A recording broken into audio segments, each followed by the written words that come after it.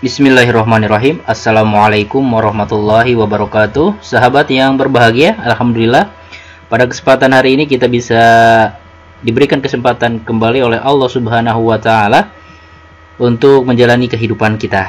Dan insya Allah untuk memaksimalkan kehidupan kita akan senantiasa menambah ilmu dari hari ke hari. Dan insya Allah pada kesempatan hari ini kita akan belajar bersama tentang berbagai bentuk khobar mubtada dalam tata bahasa Arab. Nah, mubtada dan khobar yang pada episode kemarin sudah kita bahas bahwa mubtada dan khobar itu adalah dua isim yang saling menerangkan, ya. Mubtada diterangkan, khobar yang menerangkan. Contoh, ya, Allahu ghaniyun, Allah itu maha kaya. Allah mubtada diterangkan, ghaniyun khobar yang menerangkan keadaan mubtada, yaitu Allah. Nah, pada kesempatan hari ini kita tidak membahas mubtada karena sudah selesai pembahasannya. Kita akan membahas lebih detail, yaitu tentang khobar mubtada.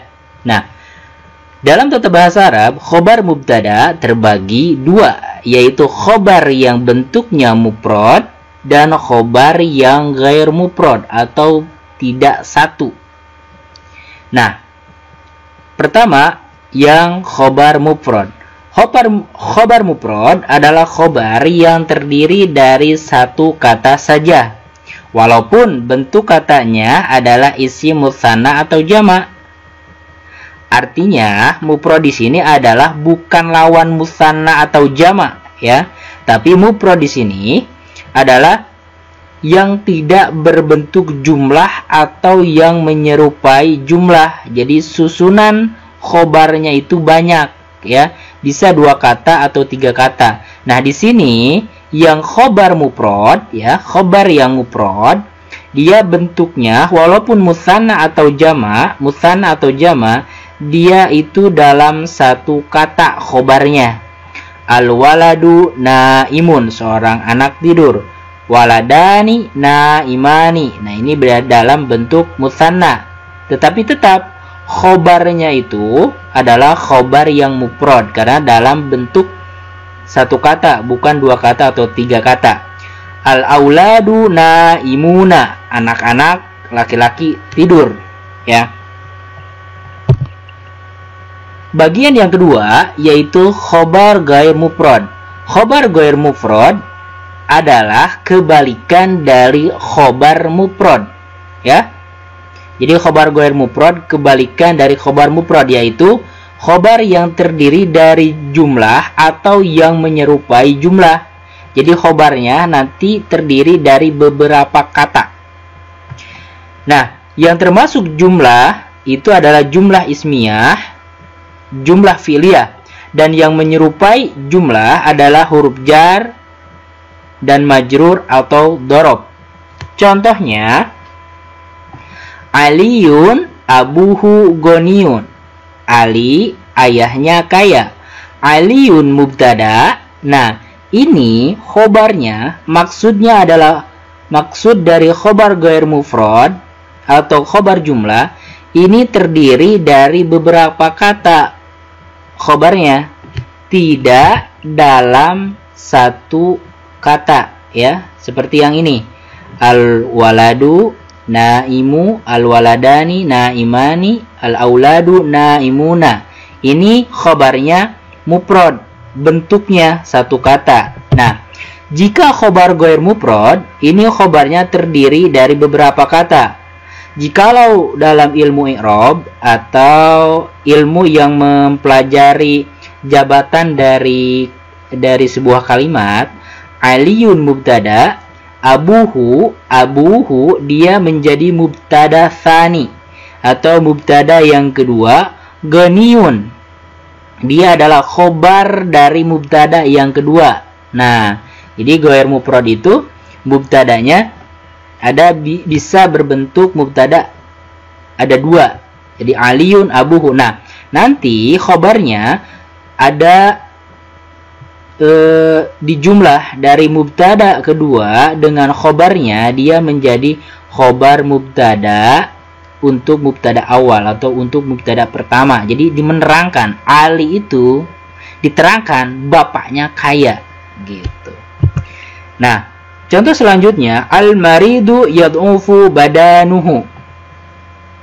Yang sakit itu lemah badannya. Al-maridu mubtada. Nah, ini khobarnya terdiri dari beberapa kata ya.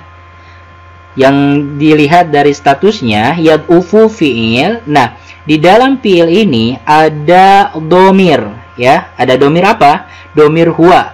Jadi orang yang sakit itu lemah badannya, badanuhu. Nah, badanuhu kenapa dia dibaca domah atau marfu? Karena dia menjadi fa'il. Nah, penjumlahan dari fi'il dan fa'ilnya ini menjadi khobar mubtada yang ghair mufrad. Kenapa? Karena terdiri dari beberapa kata. Bedanya, kalau Aliun abuhu goniyun, dia bentuk khobarnya khobar jumlah ismiyah. Kenapa?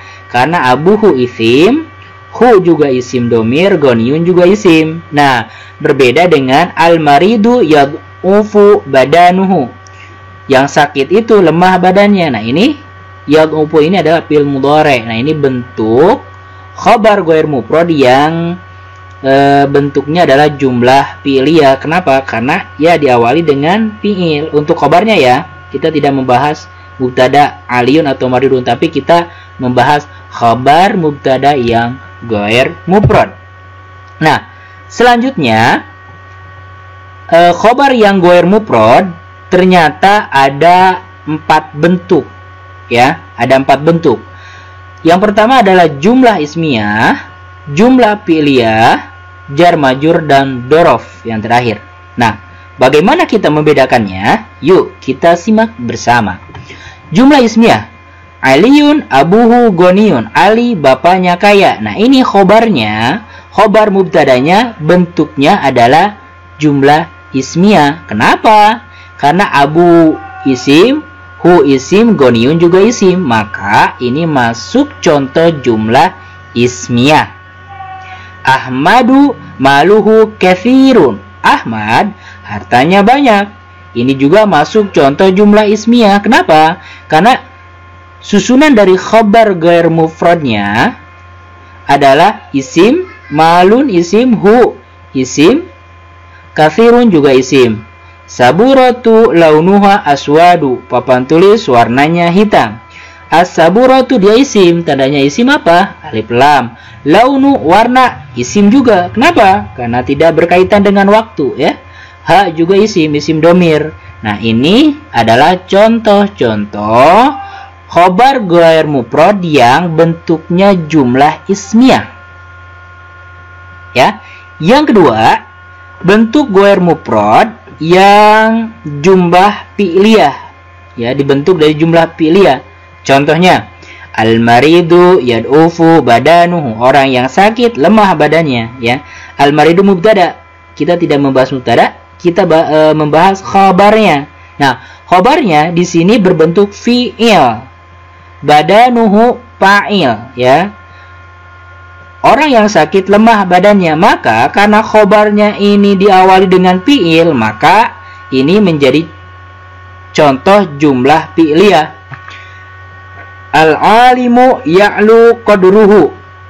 Alim itu, orang yang alim itu tinggi kedudukannya. Nah, khabarnya ini berbentuk fi'il mudhari, tandanya dengan ya.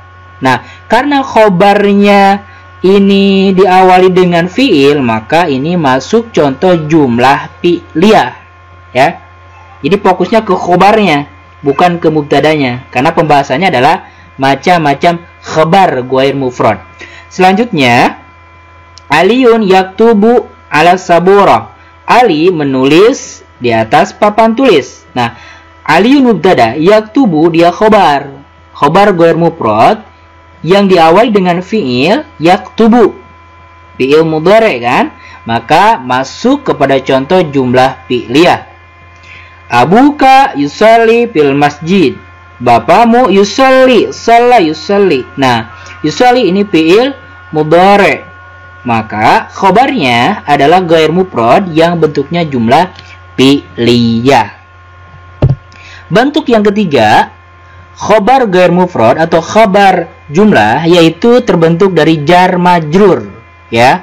Contoh, alhamdulillah, alhamdulillah mubtada, lillah dia khobar. Khobar ghair mufrad atau khobar jumlah yang terbentuk dari jar dan majrur, ya. Li harfu jar, ya. Allahi majrur dengan huruf la. Maka ini adalah khobar yang berbentuk atau yang terbentuk dari jar majrur. Al ustadu fil baiti. Ustad itu di rumah. Al ustadu mubtada.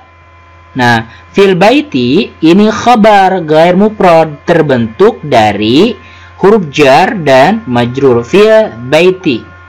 Abuka fil masjid, ayahmu di masjid. Abuka mubtada, fil masjid khobar, ya, khobar. Nah, khobarnya terbentuk dari jar majrur. Jar majrur itu adalah huruf jar, min, ila, an, ala, fi, ruba, ba, kaf, lam. Nah, itu huruf jar, ya, yang sudah kita pelajari di episode yang sebelumnya. Terakhir yaitu dorob. Dorob itu sederhananya adalah posisi. As-sama'u fauqona, langit itu di atas kita. Nah, fauqona dia khabar mubtada, ya, terbentuk dari dhorob, fauqa di atas. Al-ustadu amamaka, ustad itu di depanmu. Nah, amamaka dia khabar, ya, dia khabar, ya, dia khabar dari dhorob amama. Jadi intinya sesuatu yang menunjukkan posisi itu adalah dorob. Fauqa, amama, khalfa, kitun khalfal babi. Kucing itu di belakang pintu. Maka khalfal babi dia khobar ghair mufrad yang terbentuk dari dorob. As-saburatu amama auladi. Papan tulis itu di depan anak-anak. Nah, amama auladi dia khabar terbentuk dari dhorob amama auladi. Intinya sesuatu yang menunjukkan posisi itu adalah dhorob.